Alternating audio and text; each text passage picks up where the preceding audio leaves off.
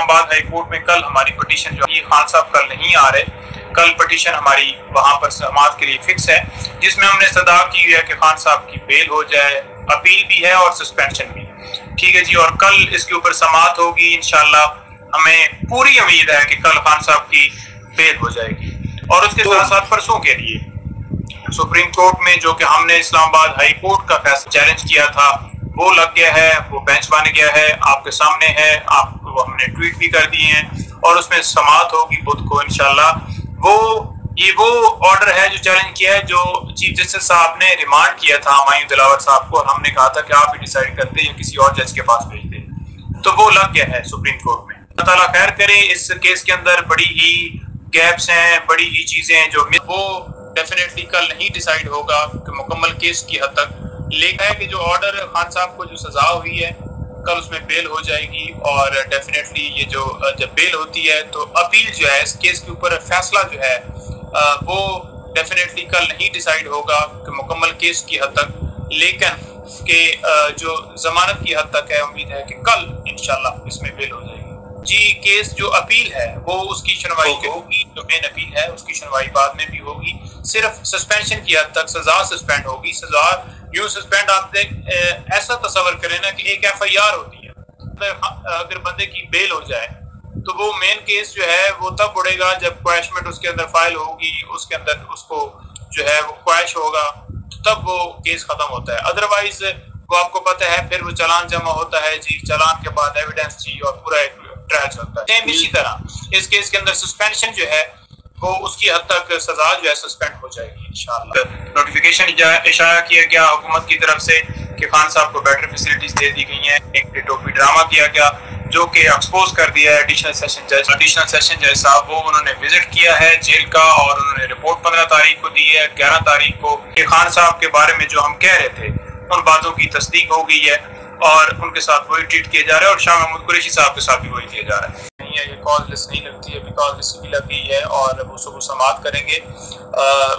2 member bench जो है इस मुकदमे में समाअत करेगा, उनके साथ दूसरे जज भी होंगे और इंशाल्लाह कल इसके अंदर जो है वो फैसला आएगा। इस तरह से लीगल टीम जो है वो बिल्कुल ना सोई है, ना कोई ऐसा मामला है। हर रोज हमारी मीटिंग्स हो रही हैं और इतनी ज्यादा जबरदस्त तरीके से हर जगह के ऊपर जहां जहां एप्लीकेशन फाइल होनी थी, जहां जहां ऑर्डर चैलेंज होना था, आपको पता है 200 के करीब केसेस एक दिन में किस केसेस में पेश हुए हैं। तो वो कैसे पॉसिबल है? हम पेश हो रहे होते थे तो दूसरी तरफ से पता चलता था कि एक नई FIR है, फौरन ही 10 मिनट के अंदर पिटीशन तैयार।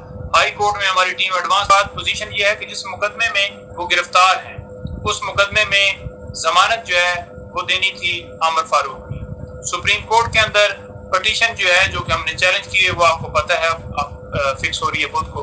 हमने 12 कोशिश की कि सुप्रीम कोर्ट वाली फिक्स हो जाए और इस केस के अंदर भी हमने ये सदा की थी। अब अगर जज साहब जो है वो 10 दिन की लंबी डेट देते हैं तो उसका कोई हल नहीं है, वो खुद पावर रखते हैं और उसके लिए अगर उसको हम चैलेंज करने के लिए जाते जी के जहाँ कोई दरखास्त देते अर्ली हियरिंग की दें एप्लीकेशन। अब अर्ली हियरिंग की एप्लीकेशन के ऊपर भी डिसाइड उन्होंने ही करना है, यानी कि कोई दूसरा जज नहीं आके फैसला करेगा कि मैं 2 दिन बाद। अब जज साहब अगर खुद कहते हैं कि मैं अवेलेबल नहीं हूँ, मैं 5 दिन बाद मुकदमा सुनूंगा, तो आप उसके ऊपर कुछ नहीं कर सकते। फिर लोग कहते रहे जी कि आप जो है ना जी वो सुप्रीम कोर्ट क्यों नहीं गया जी। आप पहले देखें, एक फॉरम है, एक एडिशनल सेशन जज का ऑर्डर है, उसको आपने चैलेंज करना है, वो जाएगा हाई कोर्ट में। हाई कोर्ट के बाद अगर आपके हक में फैसला नहीं होता तो फिर आपके ऊपर जाना होता। जितने मुकदमात थे यहाँ पर और अब भी यही हुआ, लेकिन अब क्योंकि डिले किस वजह से हुआ वो आपको पता है हाई कोर्ट की तरफ से हुआ। अगर हाई कोर्ट, हालांकि हाई कोर्ट को चाहिए था उसी दिन नहीं दूसरे दिन फिक्स कर दिया जाता। उसकी रीजन क्या है कि एक दिन भी किसी बंदे को गैर कानूनी तरीके से अगर एक लम्हे के लिए भी रखा जाए तो आइन जो है उसकी खुलेआम खिलाफवर्जी है, क्योंकि आइन प्रोटेक्शन देता है कि किसी बंदे को एक लम्हे वो बिठाया नहीं जा सकता, गिरफ्तार नहीं किया जा सकता। जैसे कि मुझे 8 घंटे बिठाया रखा बगैर रीजन के, इसी तरह खान साहब को जैसे बिठाया गया, वो अगर 10 दिन के बाद उनकी बेल हो जाती है तो जो पिछले 10 दिन थे वो उनके ऊपर जो सारा ये काम किया गया वो आप किस तरह से लेंगे, वो आप किस तरह से किस एंगल से उसको लेंगे।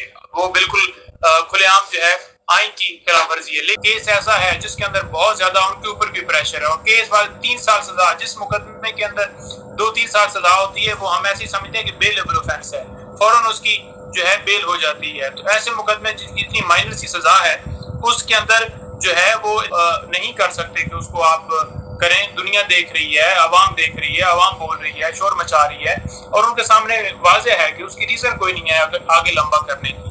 और इंशाल्लाह हमें पूरी उम्मीद है कि कल ही इसमें डिसीजन होगा जी। पर यह है कि हम एक तो प्रोटेक्शन मांगेंगे, ठीक है जी, कि खान साहब को किसी मुकदमे में गिरफ्तार ना किया जाए। जैसे कि हमने प्रोटेक्शन मांगी सुप्रीम कोर्ट के अंदर, हमने वो पिटीशन फाइल की, उसके अंदर दीगर एतराजात के साथ खारिज कर दी गई, ठीक है। उसमें हमने ये सदा की थी कि जितने मुकदमात में है किसी मुकदमे में गिरफ्तारी न डाली जाए, जो बेले खारिज हो गई हैं उनको बहाल किया जाए।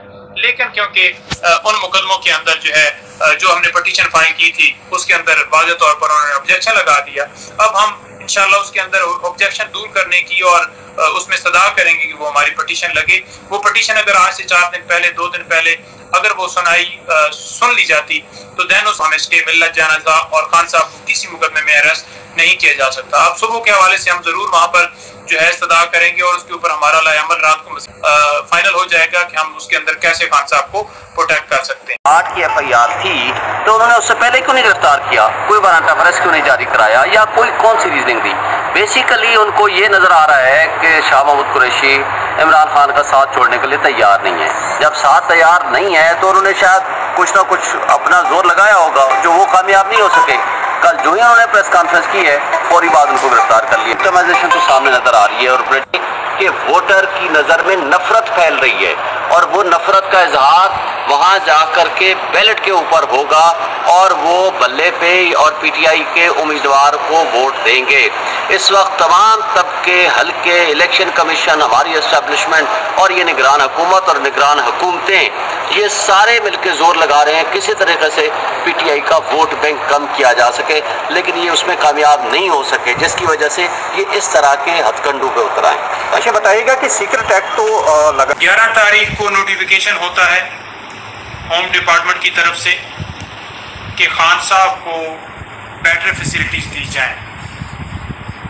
15 तारीख को एडिशनल सेशन जज शफकतुल्लाह साहब जेल का विजिट करते हैं, जो कि कानून के मुताबिक जज साहबान जो हैं वो वहाँ पर विजिट करते हैं कि कैदी किस सूरत हाल में रह रहे हैं, उनको फैसिलिटीज कानून के मुताबिक मिल रही हैं और वो रिपोर्ट जमा करवाते हैं।